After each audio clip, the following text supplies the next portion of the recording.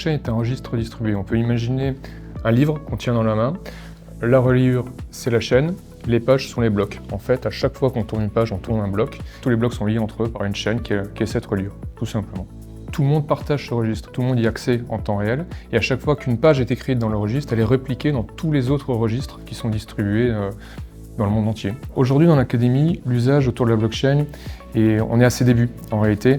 C'est d'ailleurs mon job aujourd'hui, c'est d'essayer d'expliquer ce que c'est la blockchain, expliquer pourquoi c'est important aujourd'hui de former nos étudiants et nos élèves à tout ce monde-là. La seule formation qui existe dans l'académie, et je crois même en France, autour de la blockchain, a lieu au lycée polyvalent de la Briquerie depuis le début de l'année scolaire. À un moment ou à un autre, vous devez, et vous devez aussi, de voir comment, sur un sujet aussi important que celui-là, on peut former et informer les élèves et les citoyens de demain. Et il est nécessaire de s'entourer d'une expertise qui est connue et qui est reconnue et qui s'inscrive dans la confiance. Et j'ai eu la chance, moi, d'avoir des collègues qui, eux, sont des experts dans le domaine de la blockchain, dans le domaine du Web 3. Ce qui facilite le fait d'être en confiance sur ce qu'on va pouvoir apporter à l'élève, à l'individu et aux citoyens de demain. Des collègues, dont un expert, n'ont pas hésité à venir me présenter leur projet et à l'inscrire, certes dans des formations qui sont en lien avec les domaines dont je vous ai cités, mais surtout de se dire on va l'ouvrir à l'ensemble des élèves de l'établissement, qu'ils soient de la voie professionnelle, qu'ils soient de la voie générale ou de la voie technologique. Et donc ça ne devient plus ce qui est de l'expertise de l'informaticien, c'est à destination et à disposition de celui qui fait de la mécanique, de celui qui fait du commerce, de celui qui va devenir fleuriste. Et peu importe quels sont les métiers qu'il fait, on va l'aider à comprendre et à appréhender ce monde.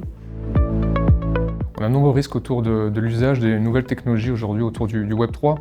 On a par exemple les futurs réseaux sociaux qui arrivent, qui aujourd'hui lorsqu'on est sur Facebook, donc dans le Web 2, l'élève il publie une photo, il est influenceur, il est content, il a un maximum de likes et voilà, il est très content. Demain, lorsqu'il va publier des photos sur le nouveau réseau social, en fait, au lieu d'avoir juste des j'aime, il va gagner de la crypto-monnaie. Donc on peut imaginer toutes les dérives. Les élèves vont se dire j'ai envie de gagner un maximum de crypto-monnaie pour gagner un maximum d'argent, donc ils vont prendre des photos de plus ou moins un bon esprit.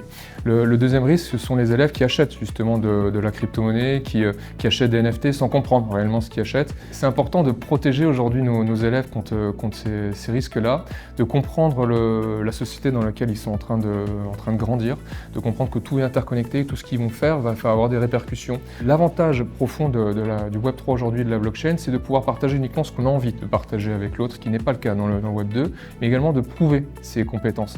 C'est-à-dire aujourd'hui, on peut avoir des mécaniciens qui sont spécialisés dans une marque très précise, ils vont pouvoir aller voir leur futur employeur, leur dire j'ai été formé pour cette marque-là, dans cet établissement-là, et j'ai eu telle compétence. Et ça, c'est prouvable par des NFT, par la blockchain, etc., au-delà du diplôme qui, lui, est national. Aujourd'hui, moi, je devais présenter le Lightning Network, qui est en fait une deuxième couche de la blockchain Bitcoin et qui permet en fait de réduire les coûts de transaction entre différents tiers. Certaines personnes n'ont pas les bases de la blockchain, donc je leur expliquais ce que c'était et comment l'utiliser, les différents moyens.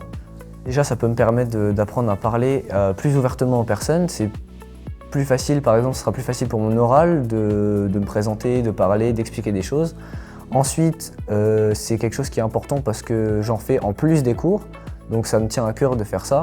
Et surtout de sensibiliser les personnes et de leur expliquer en fait que c'est une technologie qui est souvent incomprise. On associe souvent Bitcoin avec les arnaques. Pour moi, mon but aujourd'hui, c'est de justement expliquer aux gens que c'est pas que ça et que ça a un vrai impact et que c'est une vraie technologie future et utile.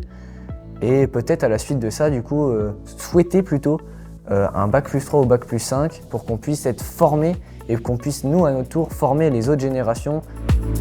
Je suis tombé dessus vraiment par hasard, lors de mon choix Parcoursup, j'ai choisi donc le lycée polyvalent de la Briquerie. Puis on nous a fait un premier cours sur la blockchain qui était inclus dans nos cours. Et j'ai trouvé ça quand même assez intéressant et vraiment dans notre formation ciel, donc cybersécurité qui est intégrée dedans, on y retrouve vraiment beaucoup d'éléments qui se rattachent entre le Web 3, la blockchain et bien sûr notre formation. Ma mission aujourd'hui, c'était d'expliquer ce que nous étudions en cours et comment on pourrait l'utiliser plus tard ou dès aujourd'hui. Tout d'abord, je vois un excellent exercice d'apprentissage de prise de parole, mais aussi de mieux interpréter et mieux comprendre ce qu'on a également vu en cours. Ça permet de s'approprier donc ce cours et vraiment de le maîtriser.